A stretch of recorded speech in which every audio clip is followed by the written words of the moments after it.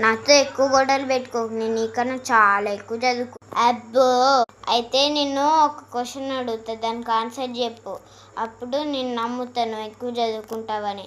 ఒకవేళ నువ్వు సరిగ్గా చెప్పకపోతే నీకు 10 దెబ్బలు. ఓకే, ఒక చీమ ఆగు, ఆ చీమ ఎందుకు నిర్హార దీక్ష వీడేదోట్లు.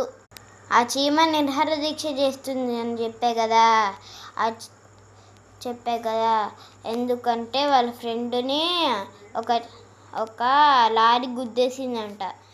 అదేమో పచ్చడి అయిపోయింది, మళ్ళీ చచ్చిపోయింది కూడా. అందుకే ఆ చీమ బాధతో నిర్హార దీక్ష చేస్తుంది. ఇప్పుడు అర్థమైంది.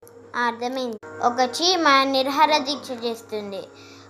ఒకరోజు ఆ చీమ చచ్చిపోయింది. ఎందుకు చచ్చిపోయింది? ఆ చీమని ఎవరో తొక్కేసి నో, ఆ చీమకి హార్ట్ అటాక్ వచ్చిందేమో.